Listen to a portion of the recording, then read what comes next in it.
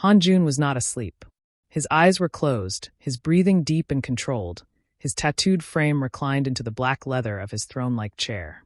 To anyone entering the room, he looked like a dangerous man caught in a rare moment of rest. But beneath those eyelids, Han-Jun was fully alert, watching, testing, and hunting for proof. At 42, Han-Jun commanded one of the most feared criminal organizations in the city. He controlled territories, underground casinos, and protection rackets that stretched across 3 districts. He had everything a man of power could demand, except faith in humanity. Violence had shaped him. Betrayal had taught him. His own blood relatives had tried to poison him for his empire. His most trusted lieutenants had sold him out to rivals. Even household staff had attempted to rob him. Jewelry, cash, confidential documents. Han-Jun believed every person had a price. Put temptation within reach and remove the consequences, and anyone would reveal their true nature. Today, in the suffocating silence of his private study, with $20,000 sitting openly in a briefcase on his desk, he was going to prove that theory once more. Before we go any further, if stories like this move you the way they move me, make sure you subscribe. It helps these stories continue, and it tells me you want more. Immani Davis had cleaned the homes of dangerous men before, but none like Han-Jun. The other women who worked the mansion's lower floors whispered about him in the kitchen. How his silence was more terrifying than his rage. How men had disappeared for looking at him wrong. How the ink crawling up his neck wasn't decorative, but a ledger of debts paid in blood. Immani didn't listen to gossip. She couldn't afford to. This job was her lifeline, the only thing standing between her son and the roach-infested studio apartment in the slums where mold grew faster than hope. But today, her childcare had fallen through. Again, Louis's grandmother was sick, and the neighbor who usually watched him had stopped answering her calls after Immani couldn't pay her last week. She'd had no choice but to bring her 7-year-old son to work, hiding him in the service hallway with stern instructions to stay quiet and invisible. That had worked until the head housekeeper assigned her to clean Han-Jun's private study. The one room in the entire estate where mistakes weren't tolerated. Where staff entered alone and left grateful to still be breathing. Immani's hands trembled as she pushed open the heavy door, Louis tucked behind her like a shadow. The study smelled of leather and something darker. Expensive cologne mixed with old smoke and older violence. Her eyes immediately found Han-Jun in his chair, apparently asleep, and her heart nearly stopped. She'd been told he was in a meeting across town. The open briefcase on his desk, stuffed with more cash than she'd earned in 3 years, seemed to pulse like a beating heart. She knelt beside Louis, gripping his small shoulders. "Baby, listen to me," she whispered, her voice urgent and shaking. "That man is the boss. You don't touch anything. You don't make a sound. You don't even breathe loud, you understand? If he wakes up and sees you here..." She couldn't finish the sentence. The possibilities were too terrible. "Just sit in that corner and don't move. Mama will be fast." Louis nodded, his dark eyes wide and solemn. He was wearing the oversized yellow cleaning gloves he'd found in the supply closet, several sizes too large for his small hands. He'd insisted on wearing them, wanting to help his mother work. Now they looked absurdly innocent against the room's oppressive darkness. Immani worked with frantic efficiency, dusting shelves without really seeing them, her attention split between the sleeping boss and her son. Every creak of the floorboards felt like an alarm. After what felt like an eternity but was probably only 10 minutes, she finished. She grabbed her supplies and mouthed to Louis to follow her. But as she reached the door, her supervisor's voice crackled through her radio. "Emergency in the West Wing. Water leak." She was needed immediately. Immani looked back at her son, then at the still-sleeping Han-Jun, then at the door. The choice was impossible. If she didn't respond, she'd be fired. If she left Louis here, "Stay exactly where you are," she mouthed to Louis, pointing firmly at the corner. "Don't move." Then she slipped out, the door clicking shut behind her with the finality of a trap closing. Louis sat perfectly still in the corner for approximately 30 seconds. Then he noticed something. The sleeping man's hand, draped over the armrest, looked uncomfortable. His neck was bent at an odd angle. His breathing seemed heavy. Labored. What if he was sick? Louis had seen his grandmother struggle to breathe like that. What if the boss needed help? The child stood slowly, the yellow gloves squeaking softly. He took one careful step forward.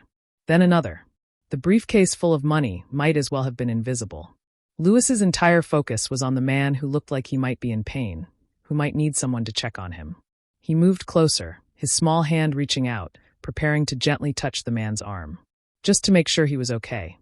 If you're still here, thank you, and don't forget to subscribe so you never miss the rest of stories like this. Behind his closed eyelids, Han-Jun tracked every sound. The soft squeak of rubber on hardwood. The whisper of small feet approaching. The child was moving toward him, just as he'd predicted. They always did. Greed was universal, transcending age, race, and circumstance. Even a 7-year-old would reach for easy money when no one was watching. He'd seen it before. A delivery boy pocketing bills from his desk. A gardener's teenage daughter slipping jewelry into her sleeve. This would be no different. The mother had probably sent the child deliberately, using his innocence as cover, knowing people would be more forgiving if a child was caught stealing rather than an adult. It was almost clever. Han-Jun waited for the telltale rustle of paper, the sliding sound of cash being lifted from the briefcase. He would let the boy take a few bills. Let him think he'd gotten away with it. Then, when the mother returned, he would destroy them both with the evidence of their greed. Not physically, he wasn't a monster, despite what people thought. But he would fire the woman publicly, blacklist her from every decent job in the city, make sure everyone knew what her precious son had done. The footsteps stopped. Close. Very close. But there was no sound from the briefcase. Instead, Han-Jun felt something unexpected. A small hand, swallowed by oversized rubber, touched his own hand where it rested on the chair's arm. The contact was feather-light, tentative, warm through the strange barrier of the yellow glove. What the hell was this? The child's hand patted his gently, as if checking for something. Then withdrew. A beat of silence. Then the boy's voice, barely above a whisper, soft with worry. "Sir? Are you okay?" Han-Jun's thoughts stuttered. This wasn't the script. Children didn't ask if he was okay. Adults didn't ask if he was okay. People feared him, obeyed him, sometimes tried to kill him, but no one had shown concern for his well-being in. He couldn't remember how long. The small hand returned, this time touching his shoulder, gently adjusting the collar of his jacket that had folded awkwardly against his neck. The gesture was clumsy, unpracticed, the way a child might fix a blanket on someone sleeping. The yellow gloves made soft squeaking sounds with each careful movement. "You're breathing funny," Lewis whispered, more to himself than to Han-Jun. "Like Grandma when she got real sick." Another pause. Then the child did something that cracked through Han-Jun's carefully constructed test like a sledgehammer through ice. Lewis took off one of the oversized yellow gloves and pressed his small, warm palm against Han-Jun's forehead, checking for fever. The way a child who'd watched adults care for sick people might do. The way someone who actually cared would do. "You're cold," Lewis said, sounding worried. "Should I get help? Should I tell someone?" The briefcase sat untouched on the desk. $20,000 in clear view, easily accessible. The child had walked right past it. Had ignored it completely. Not once had his attention shifted to the money. Not once had he glanced at it with calculation or desire. This wasn't possible. Han-Jun had run this test dozens of times over the years. Different people, different amounts, different scenarios. Everyone took the money. Everyone. A starving man would steal to eat. That was expected. A comfortable person would steal out of opportunity. That was human nature. A child would steal out of ignorance of consequences. But this child hadn't taken anything. He'd given something instead. Concern. Care.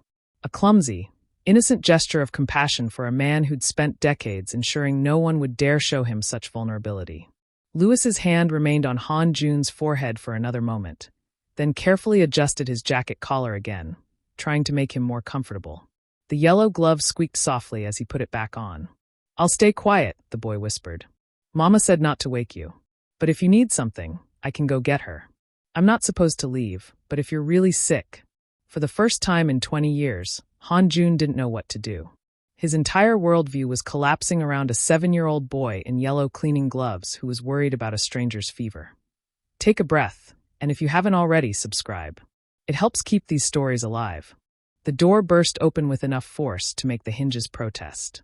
Immani stood in the doorway, her chest heaving from sprinting up 3 flights of stairs, her eyes wild with the kind of terror that only a parent knows. The absolute certainty that your child is in mortal danger, and it's your fault. She saw it all in an instant. Lewis standing beside the chair, his small hand resting on the boss's shoulder. The yellow glove bright and obscene against the black leather and expensive fabric. And worst of all, the briefcase on the desk, open, money visible, untouched but right there. Right where her son could have taken it. Right where the boss would think he had taken it. Louis. The word came out as a strangled whisper scream. She crossed the room in 3 strides and grabbed her son by the arm, yanking him backward with enough force that he stumbled. The yellow gloves fell from his hands and hit the floor with a soft thud. Louis made a small sound of confusion and pain, but Immani barely heard it over the roaring in her ears. "I'm so sorry, sir. I'm so sorry, he didn't mean." The words tumbled out in a frantic stream as she pulled Louis behind her, positioning her body between her child and the man in the chair. Her hands were shaking so badly, she could barely keep her grip on Louis's arm. "Please, he's just a baby. He doesn't understand. He didn't touch anything. I swear he didn't touch anything." But he had touched something. She'd seen it. He'd touched the boss himself. Men had died for less. "Mama, he was sick. I was just..." Louis tried to explain, his voice small and frightened now, finally understanding from his mother's terror that he'd done something terrible. "Quiet," Immani hissed, tears burning in her eyes. She turned back to the sleeping figure, her voice breaking. "Sir, please, I take full responsibility. He's 7. He doesn't know anything. Whatever he did, whatever you think happened, it was my fault for bringing him here. Please." She was begging. She knew she was begging. She'd sworn she'd never beg anyone for anything after Louis's father left, but this was different. This was her son's life. "Fire me. Blacklist me. Do whatever you want of me, but please, he's just a child. Please don't hurt him." The room was silent except for her ragged breathing and Louis's quiet sniffling behind her. Then Han Jun's eyes opened. The transition was immediate and absolute. One moment he looked like a sleeping man, the next his gaze was sharp, cold, and fully aware. Those dark eyes fixed on Immani first, then dropped to Louis cowering behind her, then traveled slowly to the fallen yellow gloves on the floor, then finally to the briefcase of money on his desk. His expression gave away nothing. No anger. No surprise. No mercy. He sat up slowly, deliberately, straightening his jacket with the same mechanical precision Louis had tried to adjust moments before.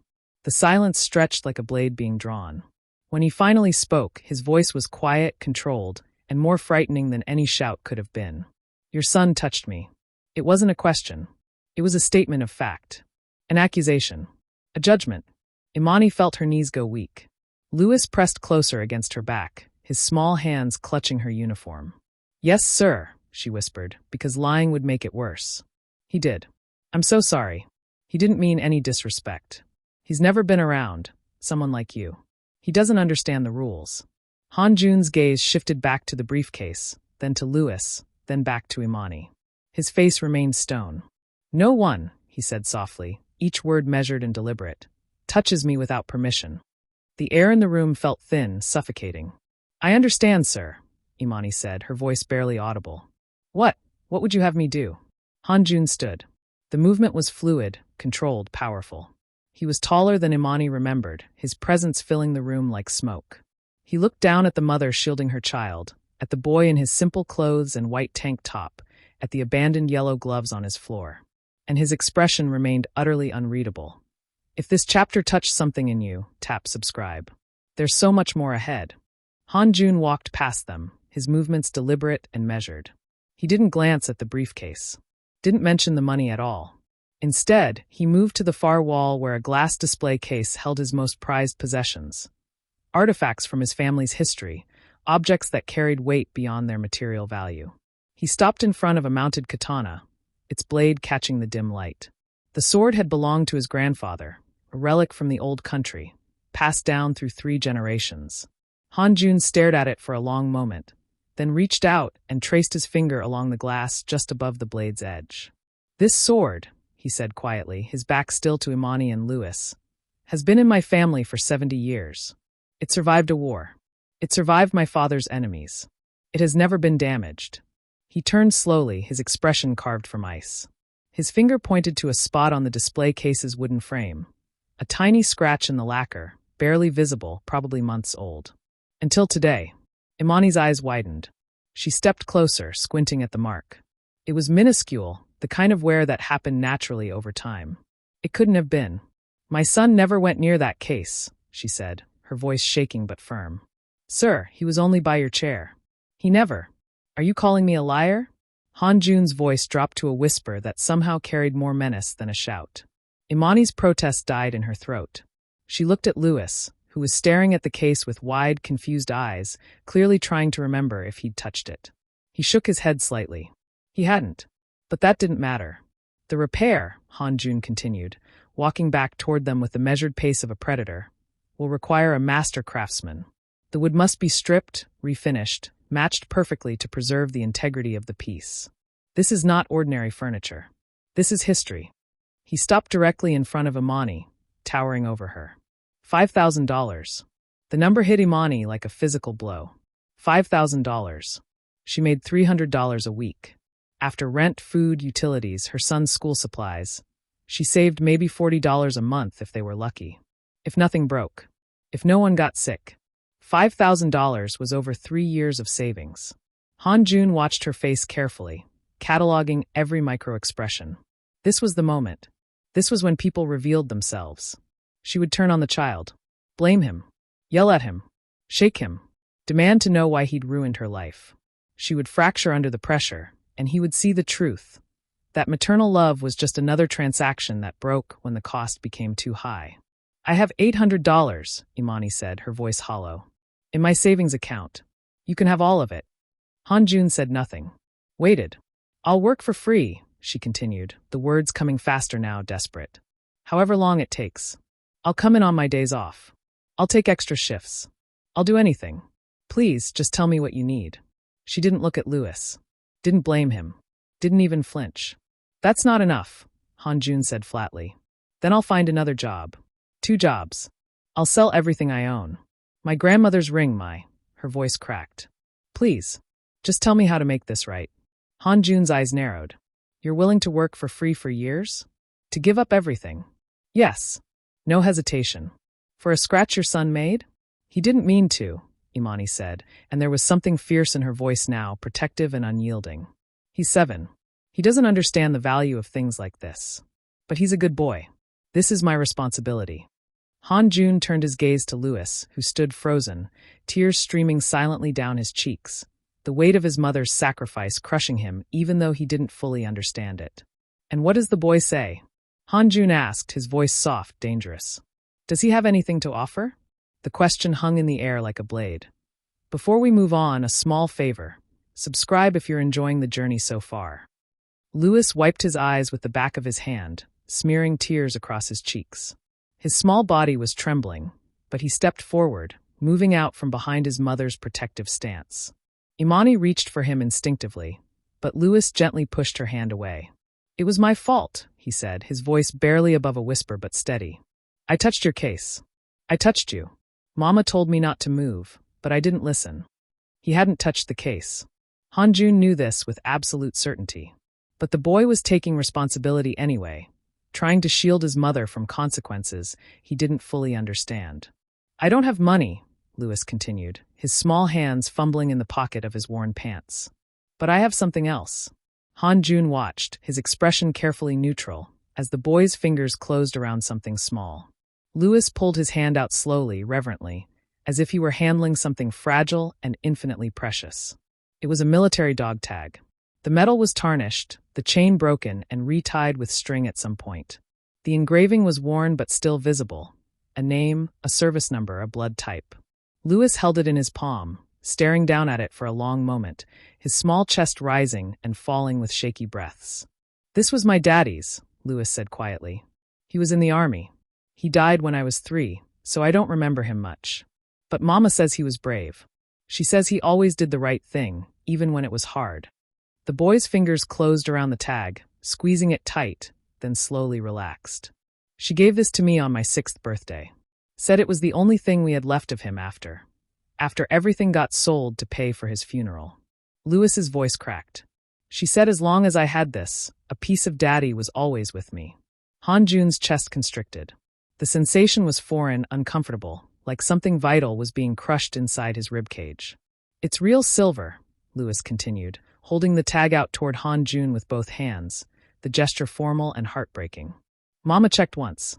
She said it's worth maybe $50, but it might be more if it's from the military. And if it's not enough, I can work too. I can clean things. I'm small, so I can reach places other people can't. I can help Mama pay. The dog tag sat in the boy's small palms, catching the light.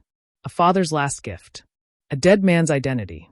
The only physical connection a child had to the parent he'd lost.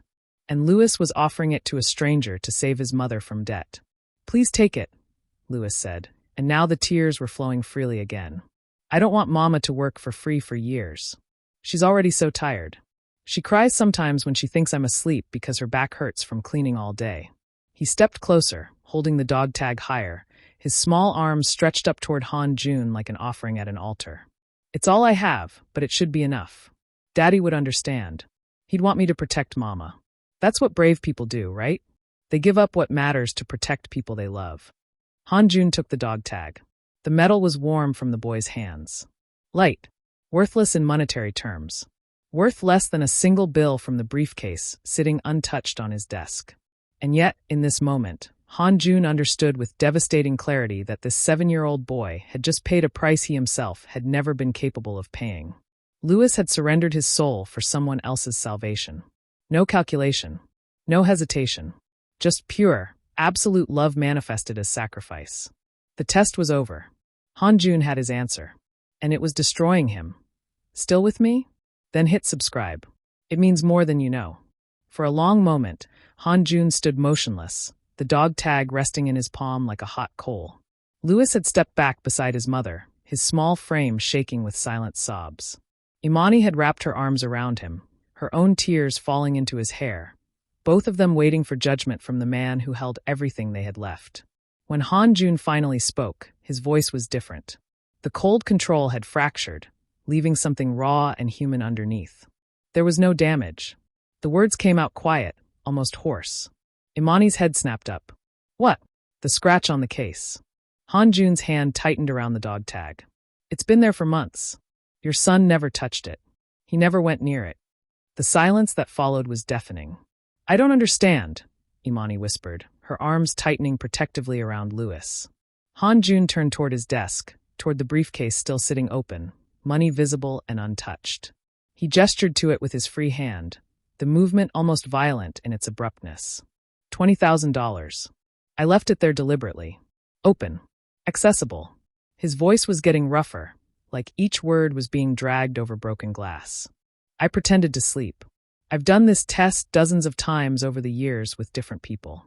Staff. Associates. Family members. Everyone takes the money. Every single person. He turned back to face them, and for the first time, Immani saw something other than cold authority in his expression. She saw pain. Old, deep, festering pain. I believed that every human being was fundamentally selfish. That given opportunity and no consequences, people would always reveal their greed. I built my entire life on that belief. My business. My relationships. Everything. His jaw clenched. Your son walked right past $20,000. He didn't even look at it. He came to check if I was sick. Louis's crying had quieted. He was staring at Han Jun with wide, confused eyes. He touched me with concern. Like I was a person worth caring about. Han Jun's voice cracked. No one has done that in 20 years. No one. He looked down at the dog tag in his hand, then back at the boy. And then, when I fabricated a debt to test you both further, to see if pressure would break you, to see if you would turn on each other. He stopped, struggling. This child offered me the only thing he had left of his father. Without hesitation. To protect his mother from a debt he didn't create for damage he didn't cause. Han Jun's hand was shaking now. He held up the dog tag so they could see it clearly. Do you understand what this is worth? $50 in metal. But in sacrifice? In love. His voice dropped to barely a whisper. This is worth more than my entire empire. More than every dollar I've earned, every property I own, every person who fears my name. He walked toward them slowly, then did something Immani never expected. Han Jun lowered himself to one knee, bringing himself to Louis's eye level. His imposing presence suddenly diminished, made vulnerable. I am a king of ghosts, he said, looking directly into Louis's tear-stained face. I rule over money and violence and fear. I have everything the world says matters, and I am empty. You, child, have nothing but this tarnished piece of metal. And yet you possess the only wealth that means anything. He held out the dog tag, offering it back. I cannot accept this payment. This debt was never real. But your willingness to pay it, His voice broke completely. That was more real than anything in my life has ever been. Louis reached out slowly, taking back the dog tag with trembling fingers. He clutched it to his chest, fresh tears streaming down his face. Han Jun remained kneeling, his head bowed, looking more defeated in that moment than any enemy had ever made him look. "Forgive me," he whispered. "If your heart is following this story, let it guide your finger to the subscribe button." Louis, still clutching the dog tag to his chest, looked at his mother uncertainly. Immani's mind was reeling, trying to process the sudden shift from terror to this strange, vulnerable confession. She kept waiting for the trap, for the punishment that made sense. But Han Jun remained on his knee, his head bowed, waiting. Finally, Louis spoke, his voice small but clear. "You were testing us?" "Yes. That was mean." Han Jun's lips twitched, something that might have been the ghost of a smile or the beginning of tears. "Yes, it was. But you gave it back." Louis looked down at the dog tag in his hands. "You could have kept it." "No," Han Jun said firmly, raising his head. "I couldn't. Some things are not mine to take." He stood slowly, his joints protesting from the unfamiliar position of kneeling. When he moved back to his desk, both Immani and Louis tensed, old fear reasserting itself. But Han Jun simply closed the briefcase, lifted it, and walked back to them. He held it out to Immani. "This is yours. Not as payment for the fabricated damage. Not as compensation for my deception." His voice was steady now, purposeful. "This is a reward for raising a son who possesses more integrity than any man I've ever known. Use it to get out of the slums. Use it to give him the life he deserves." Immani stared at the briefcase like it might explode. "Sir, I can't." "You can. You will." There was no room for argument in his tone, but it wasn't threatening. It was almost protective. $20,000. It will not solve every problem, but it will give you time. Breathing room. A chance. Slowly, shakily, Immani took the briefcase. The weight of it felt impossible. Han Jun turned back to Louis, studying the boy with an intensity that would have been frightening if not for the softness that had crept into his expression. "I would like to make a deal with you, Louis Davis." The boy blinked up at him, confused and still wary. "Your mother's gift provides immediate security. But I would like to offer something more. A full scholarship to any school you choose. Private tutors if needed. And when you are old enough, if you wish it, a position in my legitimate businesses. Not the violence, not the criminal enterprise, but the legal holdings. Hotels. Import companies. Real estate." Immani's breath caught. "Why would you?" "Because I need him," Han Jun interrupted, and the raw honesty in his voice silenced her. "I have spent my life surrounded by people who want something from me. People who smile and scheme. Who obey out of fear and betray when opportunity arises. I have no family that matters. No children. No heir I would trust." He looked back at Louis. "But you, who offered everything for your mother without knowing if it would be enough, you I would trust. You I would teach. Not to be like me, but to be better than me. To build something clean on the foundation of my mistakes." "Like an uncle?" Louis asked quietly. Something shifted in Han Jun's chest at the word. "Yes, like an uncle. I would not ask you to abandon your mother or forget your father. But I would ask permission to help guide your path. To be part of your life." He reached into his pocket and pulled out the dog tag Louis had offered minutes before. Somewhere in the chaos, Han Jun had kept it. "And in exchange, I would ask one thing. Let me keep this. Not as payment. As a reminder." He held the tarnished metal up to the light. "A reminder that there is still goodness in this world. That I was wrong. That redemption is possible through someone else's grace." Louis looked at his mother. Immani, tears streaming freely now, nodded slowly. The boy stepped forward and extended his small hand, formal and serious. "Okay, deal." Han Jun took the child's hand in his own scarred, tattooed one. The contrast was stark. Innocence and corruption, hope and regret, future and past. They shook. And in that moment, the cynical boss who believed in nothing found himself anchored by the one thing he'd thought impossible: pure, unconditional human goodness. The handshake lasted only seconds, but it rewrote both their destinies. Stories like this take time to craft. If you want more, subscribe. I'd love to keep making them for you. 10 years later, Han Jun died in his sleep. Peacefully, they said. No violence. No betrayal. No dramatic final stand against enemies. Just an old warrior's heart finally giving out in the quiet darkness of a Tuesday morning. The funeral was lavish and crowded. Men in expensive suits with cold eyes. Women dripping in jewelry that cost more than most people earned in a lifetime. Distant cousins who hadn't spoken to Han Jun in decades. Former associates who'd once plotted his downfall. They came not to mourn, but to position themselves for what came next. Among them sat a 17-year-old boy in a perfectly tailored black suit, his posture straight, his expression composed. Louis Davis had grown tall and lean, with the quiet confidence of someone who'd been educated in the best schools money could buy and raised by two parents who loved him in fundamentally different but equally profound ways. His eyes held intelligence and something rarer. Genuine kindness that hadn't been beaten out of him by the world's cruelty. Beside him sat his mother, Immani, now the director of the Davis Foundation for Single Mothers, an organization that had lifted hundreds of families out of poverty over the past decade. She wore simple elegance, her success measured not in diamonds, but in the thank-you letters that filled her office and the children who had beds and food because of her work. On Louis's other side sat Han Jun's attorney, an ancient man named Park who'd served the family for 40 years and looked like he might follow his client into death any day now. The reading of the will took place in Han Jun's study, the same room where a 7-year-old boy in yellow gloves had once changed the trajectory of 2 lives. The leather chair was empty now. The shelves were dustier, but the display case with the katana remained, and next to it, in a small velvet-lined frame, hung a tarnished military dog tag. The vultures circled. Han Jun's half-brother, Sung Min, sat at the front, his expression one of barely concealed triumph. He'd been waiting for this day for years, calculating how he'd restructure the empire, which associates he'd eliminate, how he'd finally step out of his brother's shadow. Behind him, various nephews, nieces, and second cousins whispered among themselves about percentages and properties. In the back row, 3 of Han Jun's former business partners exchanged knowing glances. They'd each invested in his ventures, each expecting returns that would now come from inheritance. Attorney Park cleared his throat and began reading. The document was long, full of legal language that basically said the same thing in different ways. Nothing. The half-brother received nothing.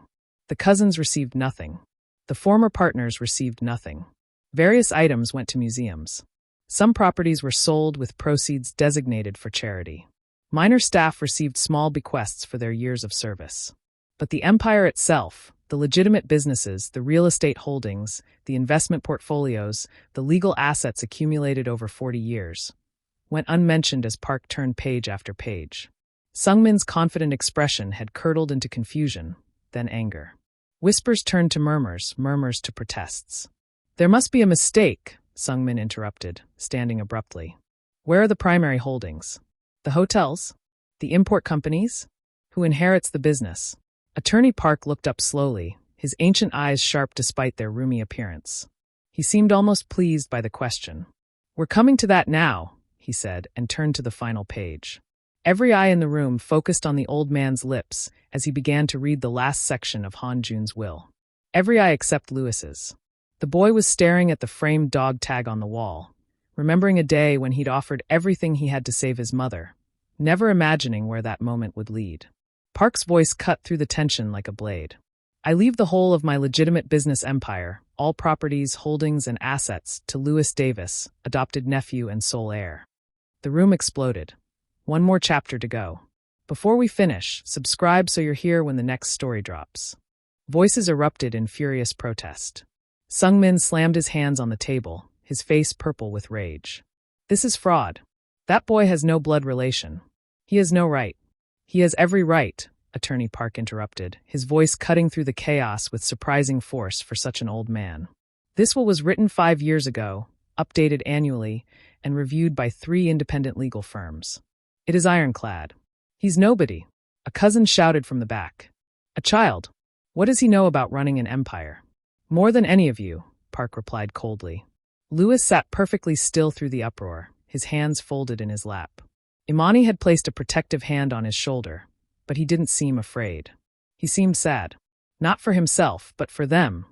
These people who'd surrounded Han Jun's life with greed and were now revealing exactly why they'd been excluded from his death. Park held up a sealed envelope, and gradually, the room quieted. The promise of more information was too tempting to ignore. Han Jun left a letter to be read after the will's disclosure. "I will read it now in its entirety."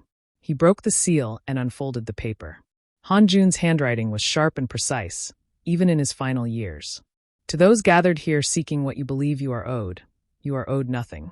You came to me with hands extended, never with hearts open. You smiled at my success and resented my power. You waited for my death like vultures circling a dying animal. You offered loyalty only when it profited you, and you would have betrayed me the moment it served your interests. Sungmin's face had gone from purple to pale. Park continued.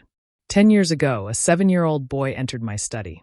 I tested him with money he desperately needed. He ignored it. I fabricated a debt his family could not pay. He offered me the only thing he had, a tarnished dog tag, his father's last gift, the only physical memory of a man he barely remembered. He offered it without hesitation to protect his mother. The room was silent now, every person hanging on the words of a dead man's judgment. That child taught me that I had spent my entire life accumulating wealth while remaining bankrupt in the things that mattered. He paid a debt I didn't know I owed, the debt of a soul too hardened to recognize grace when it stood before him. Louis Davis bought my redemption with his sacrifice, and I have spent the last 10 years trying to become worthy of that gift. Park's voice wavered slightly, the first sign of emotion. You ask why he inherits everything? Because he is the only one who never asked for anything. Because loyalty is not bought with blood or money, but earned through selfless kindness. Because he is the only person I ever met who possessed true wealth, the wealth of character, of compassion, of honor. The attorney set down the letter and reached beneath the table. He produced a small velvet box, midnight blue, and handed it to Louis. The boy opened it with trembling fingers. Inside, nestled in silk, was his father's dog tag. But it had been transformed. The tarnished metal was now polished to a mirror shine, every letter of the engraving restored and deepened. It was encased in a frame of gold filigree, delicate and beautiful, turning a simple piece of military identification into something sacred. A chain of white gold accompanied it, new and strong. Beneath the dog tag was a small card in Han Jun's handwriting. You gave this to save your mother. I kept it to save myself. Now it returns to you, as proof that some debts can never be repaid, only honored. Louis lifted the dog tag from the box, and tears streamed down his face, not tears of grief, but of understanding. He finally comprehended what Han Jun had been trying to tell him all these years. That kindness was not weakness. That sacrifice was the highest form of strength. That a good heart was worth more than any empire. Immani pulled her son close, both of them crying now, while around them the room slowly emptied. The vultures left one by one, their hopes of inheritance turning to ash, their protests dying in their throats because they knew, every one of them knew, that Han Jun had been right about them. When the study was finally empty except for Louis, Immani, and the old attorney, Park spoke one last time. He was a hard man, your uncle, but you made him human again. The old man's eyes were wet. That was the greatest gift anyone ever gave him. Use his empire well, Louis. Build something beautiful on the foundation he left you. Louis nodded, clutching the dog tag to his chest the way he had as a 7-year-old boy in yellow gloves. Some fortunes are inherited, but the greatest legacies are earned through the simple, radical act of choosing kindness when the world expects cruelty. Han Jun had learned that lesson too late. Louis Davis would live it for both of them. If this story stayed with you, let's stay connected. Hit subscribe.